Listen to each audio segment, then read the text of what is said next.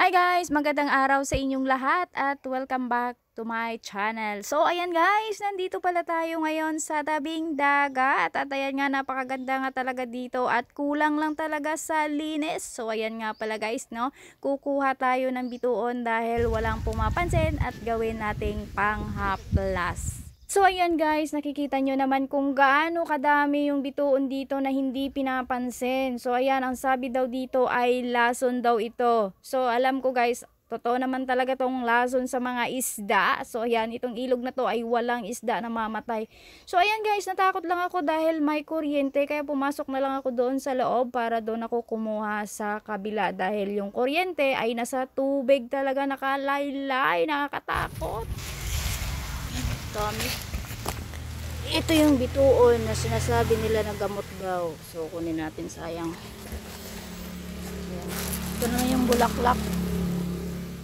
Ayan yung bulaklak ng bituon. Ayan o. Yun pa o. Ayan. Ayan, dami. O ayan, dami. Ayan. Ayun oh, ayan oh, ayan.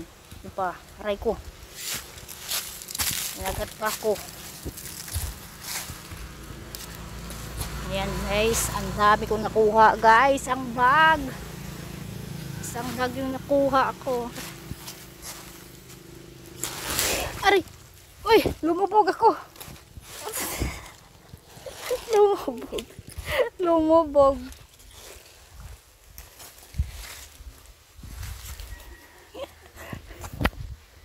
Ayan. Ayan o, ang dami o. Ang dami kong nakuha. Isang bag.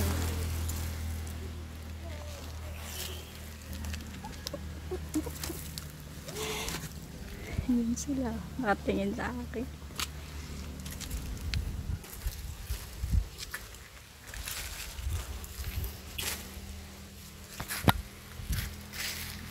So, ayan, ang dami ko nakuha.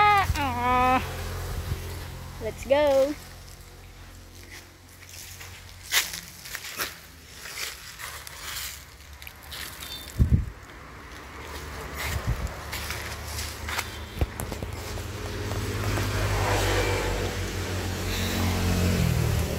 Nag-clearing kasi yung yung mga nag-ano ng kuryente. Kaya tinumba nila to. Kaya yung ginawa natin, sayang.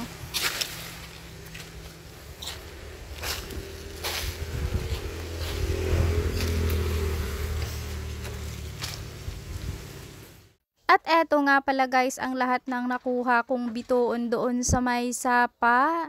Dahil nga walang pumapansin dito sa amin, kaya napag-isipan kong kukunin ko at gawin kong panghaplas para hindi na nga ako bumili ng panghaplas sa merkado dahil nga sayang naman na hindi pinapansin. At eto na nga guys, ay bibiyakin ko na yung ating nakuwang bituon. So andito nga sa likod ko, ang dami ngang nag-aantay nito guys sa pagbiyak ko kung ano nga daw ba talaga ang laman neto sa loob. So, eto na guys, ayan, eto na yung laman ng bituon, malaking nuts na parang niyog or parang kamanse. So, kung nakikita nyo yung buto ng kamanse, eto, ganun siya. Pero ito ay malaki guys, ayan. So, yung gagawin natin mamaya guys, ay maghahanap tayo ng niyog at gawin natin siyang coconut oil.